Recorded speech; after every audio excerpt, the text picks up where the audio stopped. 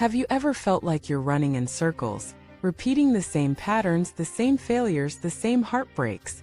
Have you ever wondered why, no matter how hard you try to improve your life, you keep getting pulled back into the same pain? Welcome back to the channel. I'm truly grateful to have you here once again.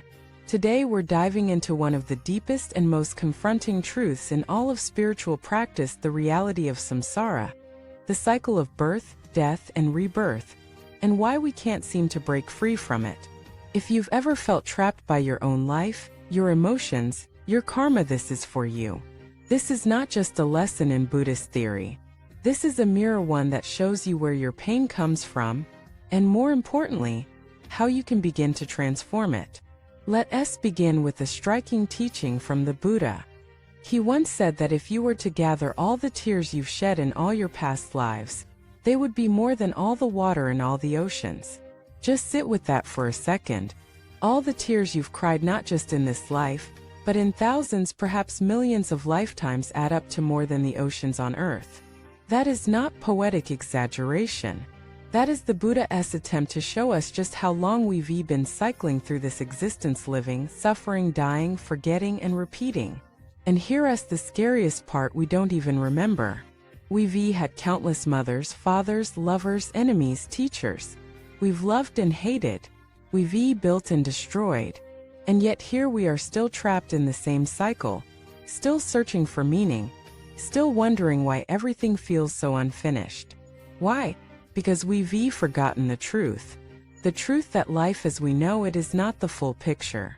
That what we think is normal, going to work, raising a family, chasing success, fighting for status, is just one small ripple on the vast ocean of existence. You are not just a human being who randomly showed up on Earth. You are consciousness caught in a loop driven by craving, aversion, ignorance, and karma. Samsara is into a place. It's a pattern. It's the pattern that keeps you chasing pleasure and avoiding pain. It's the cycle that makes you repeat toxic relationships. It's the voice that tells you you're not enough, even after you've achieved everything society said would make you happy. Samsara is the software running quietly in the background of your mind until you wake up and uninstall it. But why is it so hard to escape? Because we're addicted to forgetting. We forget that nothing we cling to will last. We forget that every body will decay, every success will fade, every loved one will eventually part. And yet we continue clinging. We grasp at people, experiences, identities, beliefs, thinking they will bring us lasting peace. They never do. They can't, because they are impermanent. And anything impermanent cannot provide permanent happiness. This is the heart of the Buddha's teaching. Life as it is commonly lived is inherently unsatisfactory, not because it's all bad, but because even the good parts don't last. And yet we chase them anyway. We chase love, money, fame, power, security, hoping that this time it will be enough. This time it will fix the hole in our hearts. But it never does. So we start the cycle again. This is samsara, a treadmill with no off switch until you build one. And how do you build it? Through awakening.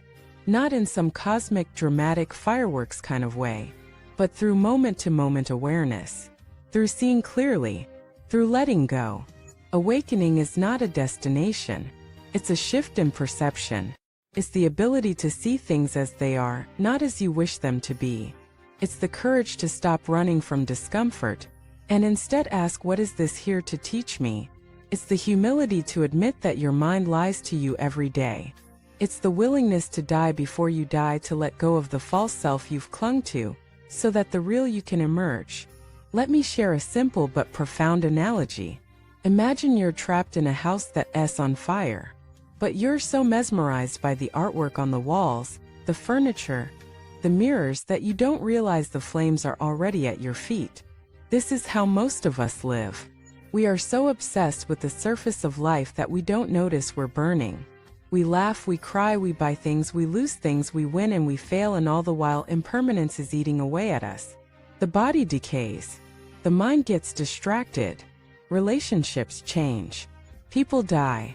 But we don't wake up until something shakes us, an illness, a loss, a heartbreak. That S when the illusion cracks.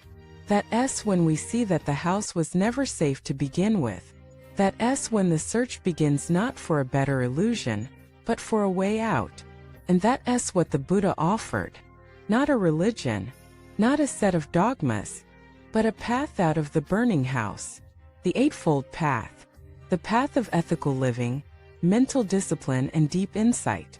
Not because following rules will save you, but because cultivating these qualities gives you the clarity to see through the illusion. It's like cleaning a dirty mirror not because the mirror is bad, but because you finally want to see your real face. The path is not easy. You will have to confront everything you've avoided. Your fears, your addictions, your patterns, your past. You will have to give up the fantasy that life owes you happiness. You will have to stop blaming the world for your suffering. You will have to become radically responsible for your own awakening. And that is terrifying at first.